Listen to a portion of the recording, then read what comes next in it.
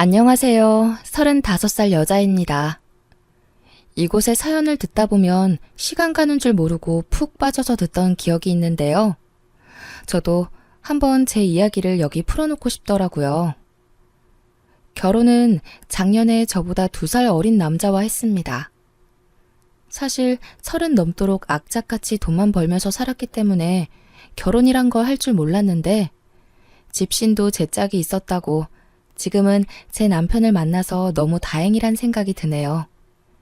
그러면 제 이야기 한번 시작해 볼게요. 저는 태어나서부터 엄마와 둘이 살았습니다. 세상에 태어났을 때부터 저한테 가족은 엄마 하나였고 아빠 얼굴은 기억도 안 나요. 친구들은 다 아빠가 있다는 걸 알게 되고 그제서야 저희 집이 좀 특이하다는 걸 알게 되었네요. 저희 아빠는 제가 아주 어릴 때 갑자기 멀리 떠나셨대요. 지금 생각하면 엄마도 엄청 젊은 나이셨는데 요즘 나이 10대 중반이면 아직 어린 티가 많이 나잖아요. 엄마도 많이 힘들었을 텐데도 저를 포기하지 않으셨습니다. 다른 어머님들도 그렇겠지만 저희 엄마는 저를 위해 모든 걸 헌신하셨어요. 친가 쪽은 교류하는 사람이 아예 없었고요. 외가 쪽은 외삼촌들이 있었습니다. 어릴 적 기억에도 언제나 엄마한테 돈 얘기만 하던 사람들이었어요. 그래서 삼촌들이 집을 다녀가면 엄마는 항상 울었습니다. 어린 기억 속에 삼촌들은 참 나쁜 사람들이었어요. 저는 원래 남해 쪽에서 살았어요. 엄마는 음식점에서 일하며 그 근처 작은 방에서 저를 키우셨죠. 그러다 엄마가 친한 아주머님의 소개로 서울에 있는 음식점을 소개받았어요. 서울이 돈을 많이 준다고 해서 올라왔는데 생활은 더 힘들었습니다. 방 크기도 더 줄었고요. 게다가 어떻게 알았는지 나중에 삼촌들까지 서울로 찾아와서 엄마에게 돈 내놓으라며 화를 내고 갔습니다. 그런 외삼촌들을 보면서 하루빨리 성공해서 엄마 호강시켜주고 싶었어요. 아빠도 없이 가난하게 컸지만 그게 제 인생에 있어서 가장 큰 동기부여가 되었어요. 나름 저만의 장점이었던 셈이죠. 남들보다 더 열심히 살아야 된다는 명확한 이유가 있었기에 이악 물고 공부만 했습니다. 그 결과 좋은 대학을 졸업해 대기업에도 단번에 취직됐어요. 돈을 많이 주는 곳이라 이직 한번 하지 않고 미친 듯이 일만 했어요. 그리고 33살에 과장으로 승진했습니다. 8년 동안 회사에서 살다시피 야근하는 바람에 돈도 제법 모아뒀고 남들이 부러워하는 과장이란 직급도 달게 되었네요.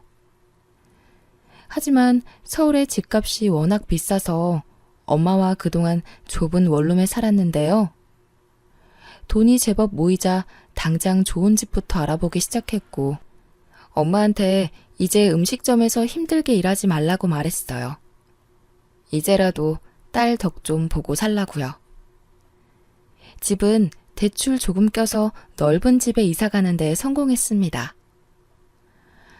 앞으로 아무 걱정 없이 엄마랑 행복하게 지내면 될 줄 알았는데 어느 날 예상치 못한 불청객이 찾아왔습니다.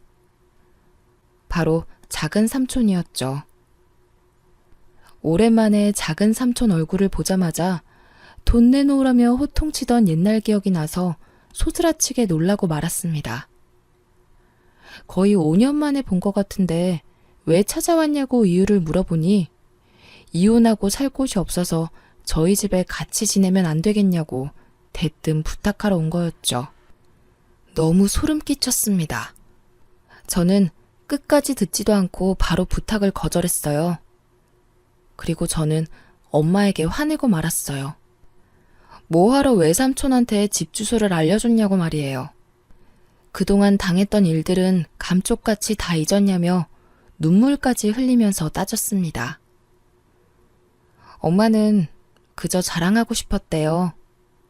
내 딸이 이렇게 좋은 집까지 구해줘서 기분이 좋아서 말해줬대요.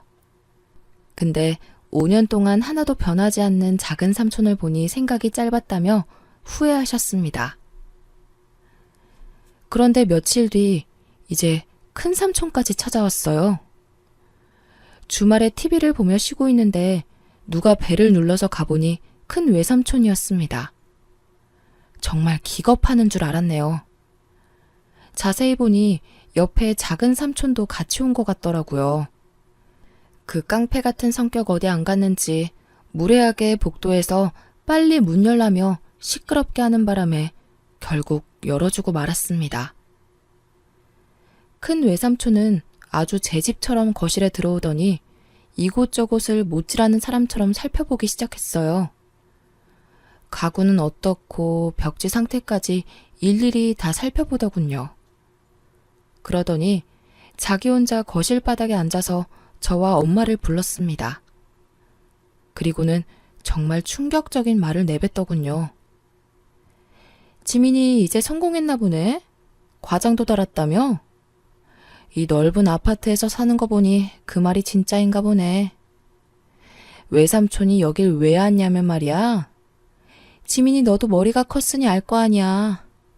원래 가족끼리는 여유 있는 사람이 돈도 주고 그래야 해. 삼촌이 너 키워준 값 받으려고 이런 말 하는 거 아니다. 그런데 사람이 염치가 있으려면 받은 만큼 돌려줄 줄도 알아야 하는 거야. 이야기를 들어보니 제가 갓난아기 때 엄마가 저를 안고 친정집으로 갔다고 해요. 그때 큰 외삼촌이 받아줬고 초반에 분유값이랑 기저귀값, 이외에 필요한 돈을 지원해줬다며 엄청 강조하더라고요. 근데 그 돈을 이제 와서 달라고 찾아온 겁니다. 어이가 없었죠. 제가 그 돈 주기 싫다고 말하니 그러면 갈 곳 없는 작은 외삼촌과 당분간 같이 지내라면서 가족끼리는 서로 도와야 된다며 훈계를 하더군요. 얼마나 뻔뻔하면 저런 말을 표정 하나 안 바뀌고 내뱉을 수 있을까요? 크면서 외삼촌들이 엄마한테 돈 달라고 해서 100만 원씩 받아간 걸 수없이 봤거든요. 옆에 서 있던 엄마는 외삼촌들에게 큰 소리로 따졌습니다. 이 못된 놈들아, 그동안 너희가 나한테 뜯어간 돈이 얼만데 이제 와서 우리 딸한테 그 돈을 내놓으라고 해. 너네 진짜 천벌 받을 거야. 우리가 힘들 때 한 번 도와주지 않던 것들이 이제 와서 가족끼리 도우라고? 나로는 부족해. 왜 우리 딸한테까지 돈 달라고 명령질이야? 저희 엄마는 화에 못 이겨 눈물을 흘리고 말았습니다. 다시는 떠오르기 싫던 옛날 기억이 떠올랐습니다. 매번 엄마에게 와서 돈 이야기하고 엄마는 바보처럼 달라는 대로 다 주던 모습들 말이에요. 저도 이제 나이 30살 먹고 가만히 듣고만 있을 수는 없었습니다. 소리를 미친 듯이 지르기 시작했어요. 당장 나가라고, 안 나가면 경찰 부르겠다고 말했습니다. 그랬더니 무슨 말 같지도 않는 소리냐면서 비웃는 거예요. 화가 머리끝까지 난 저는 진짜로 경찰을 불렀습니다. 그러자 정말 10분도 지나지 않아서 경찰분들이 집에 오셨고 외삼촌은 막 소리를 지르며 가족끼리 무슨 주거 침입이냐고 소리를 치는 거예요.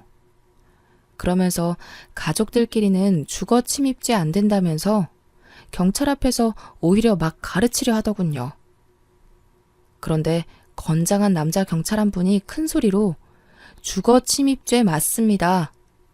가족들도 허락하지 않는 방문 시 고소할 수 있습니다. 지금 당장 서로 가시죠. 라고 단박에 말하더군요. 결국 삼촌들은 말문이 막혔는지 꿀먹은 벙어리가 돼서 집을 나갔습니다. 집에는 고요한 정막만이 남았어요. 저랑 엄마는 너무 서러워서 부둥켜 안고 울기 시작했네요.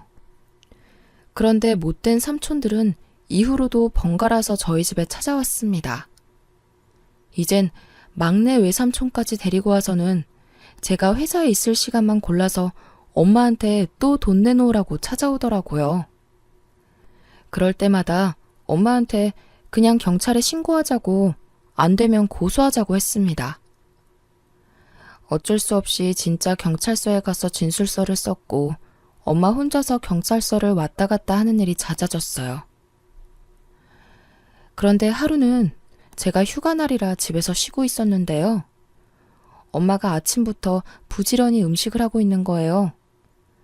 그래서 물어보니 경찰분들 힘들 텐데 우릴 위해서 고생하니까 반찬 몇 가지 만들어서 주러 가는 거라고 하더라고요.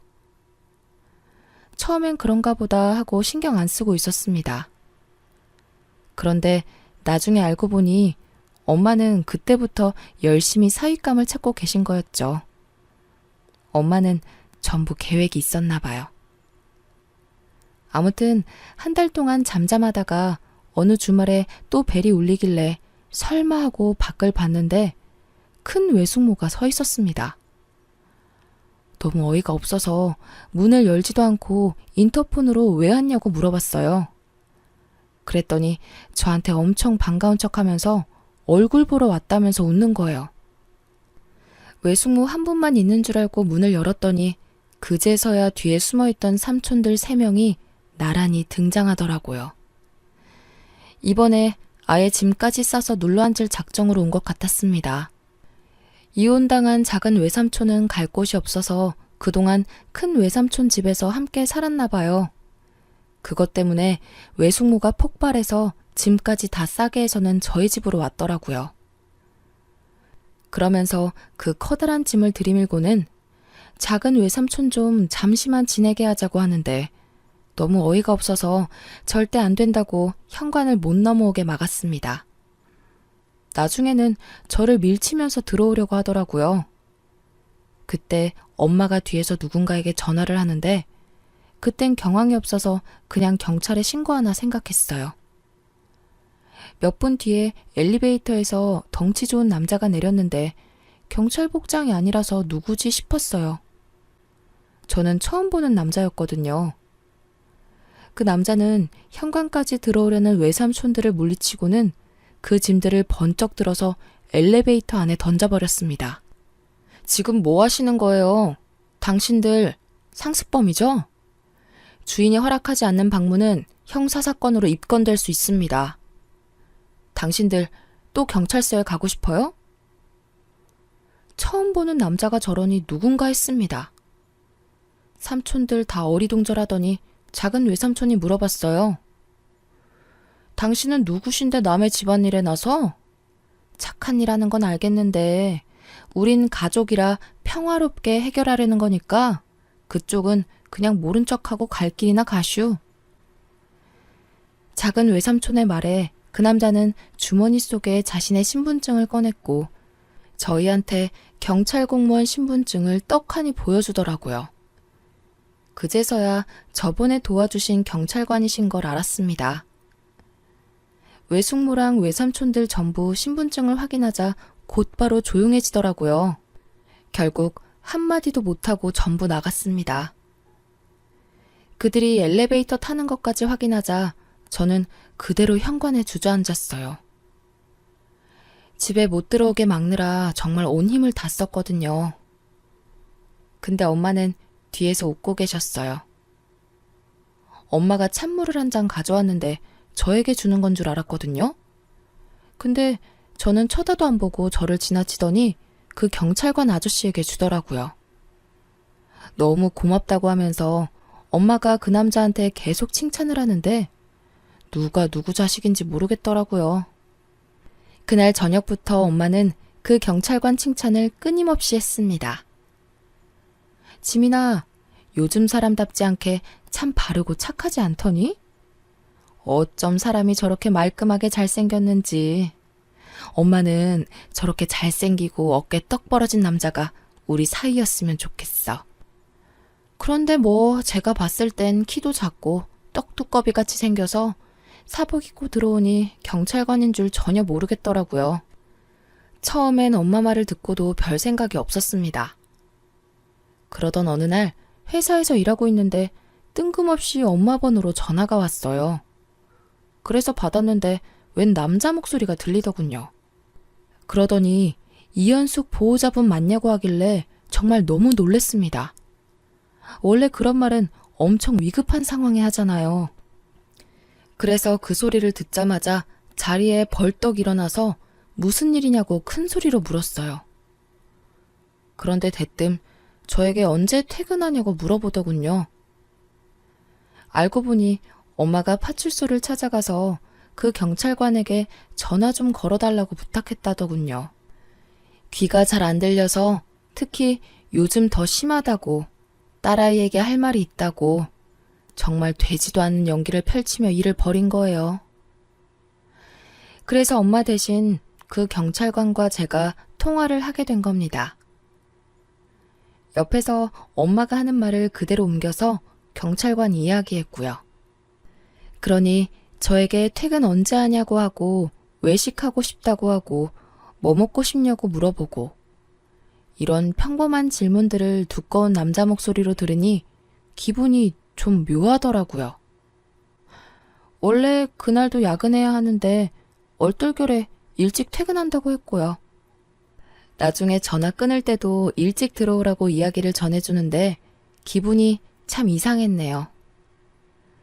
그 뒤로 몇 번 더 엄마 대신 그 경찰관과 통화를 했고 또 퇴근 시간을 묻더라고요.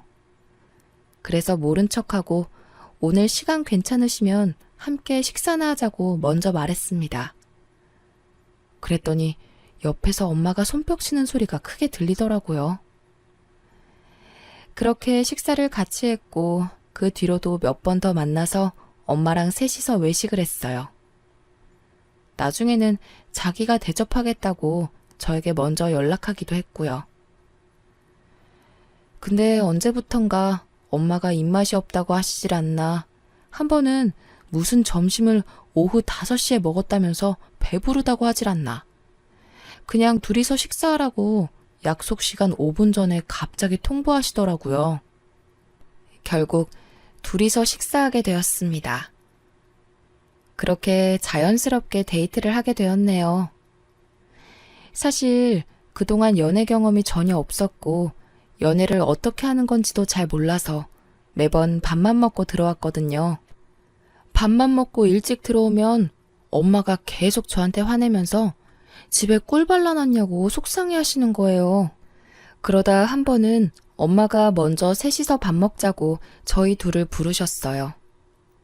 그때 그 경찰관 앞에서 정말 무안할 정도로 제 자랑을 심하게 하시더라고요. 식사를 마치고 돌아오는데 아파트 건물 앞에 외삼촌 둘이 기다리고 있더군요. 근데 확실히 덩치 있는 남자와 함께 걸어다니니 든든하긴 했습니다. 외삼촌들은 엄마를 보자마자 득달같이 달려왔고 대뜸 돈 이야기를 꺼내길래 제가 더 단호하게 싫다고 말했습니다. 그리고는 저도 모르게 슬쩍 경찰관 뒤로 숨었습니다. 보니까 엄마는 진작에 경찰관 뒤에 착 붙어 계시더라고요. 아니, 또 저 남자랑 있는 거야? 대체 그쪽은 누구길래 계속 붙어 있는 거야? 경찰관이면 경찰답게 국가를 위해서 일을 하라고. 그때 엄마가 본심을 드러내셨어요.